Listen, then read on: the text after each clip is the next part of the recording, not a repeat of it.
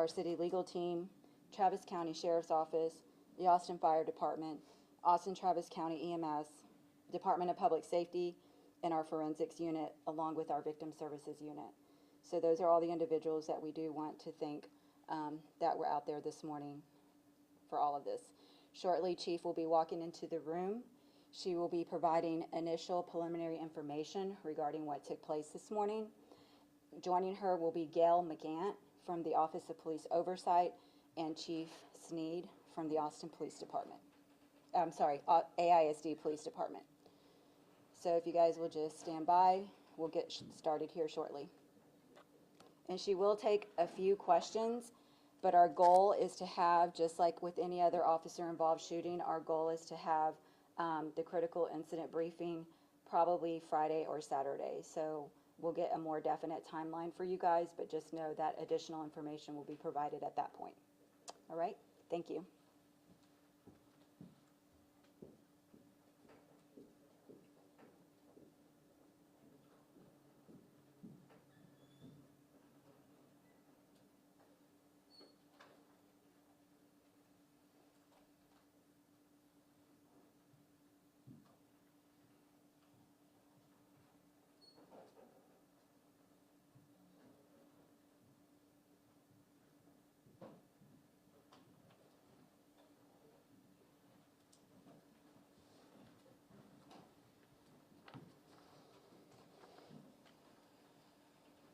Good morning, everyone. Thank you all for coming. This has been a sad morning. It's been a difficult time for sure. I am happy to report that our officer is doing well. He is in stable condition. It is every chief's nightmare to hear that one of their officers has been shot, and I certainly got that feeling this morning when I learned of this.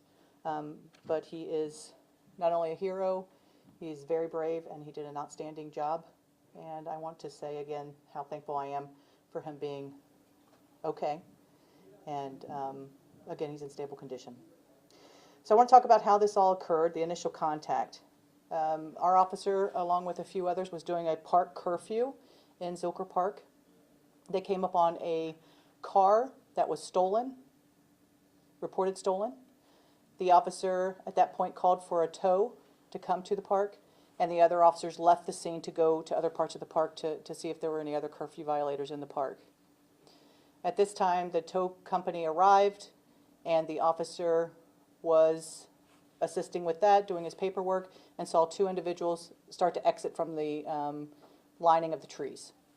He saw them, gave them commands to come toward him. As he's giving those commands, the female was in front of the male. The male was behind, I would say, looking from the video, about 5 to 6 feet maybe. At that point, the officer, the male seems to be hiding something in his hands. The officer gives commands, show me your hands, let me see your hands. At that point, the male suspect brought up his gun, fired, and struck the female in the back of the head. At that point, he continued to fire, striking our officer. At that point, our officer was able to pull his weapon and return fire. The officer, at that point, we did not know whether the suspect had been struck by the officer's bullets, as he ran into some brush, and we could not see from his body-worn camera. One of the officers that was working the detail came back and actually drove him to the hospital in his own car, while the other officer stayed with the female and called for EMS to come. Officers got to the hospital, and he was seen and rushed into surgery right away, and again, he's in stable condition.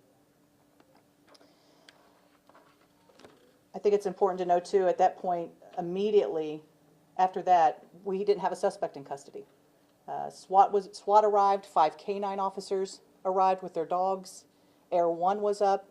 There was a huge hunt on for this suspect within that wood. And you think about the area and how large that area is. They did a fantastic job. At that point, a 911 suspicious call person came out from AISD Sergeant, basically seeing a suspicious person. Again, AISD, this is a school that's very close. They had a huge police presence at the school. One of the sergeants there, at that point I think all the kids were brought into the school had started, and they saw a suspicious person. He called it out, went to approach him, and he took off running. At that point, our officers came, started chasing the suspect.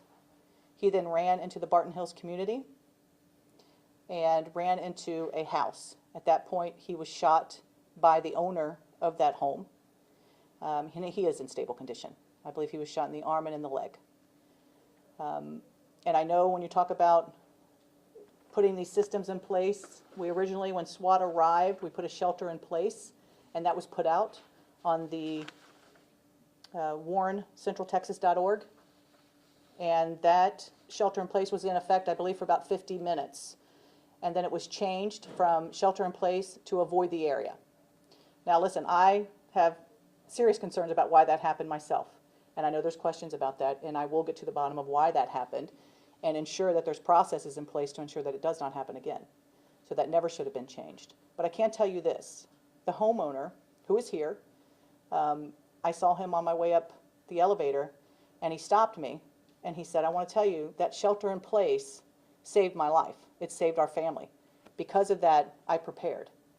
And so I think it's important that when you look at what this is capable of doing, it does save lives. But again, why was it changed to a, avoid the area? And that's for cars. A shelter in place is there is something going, something active, and it gives people that mindset of let me prepare for this. But a avoid the area is simply heavy police presence, don't drive in this area. And so I am absolutely going to get to the bottom of why that occurred. And again, ensure that we have processes in place so it does not happen again. And again, I encourage our community to sign up for warncentraltexas.org. I think it has proven how effective that is, and I want everyone in this city to stay safe and sign up for that. I think that just proves how effective that is. I think I'll take a couple questions at this time. What's the status of the female? The female was shot. I believe she is still, I don't think we're going to have a positive outcome for her.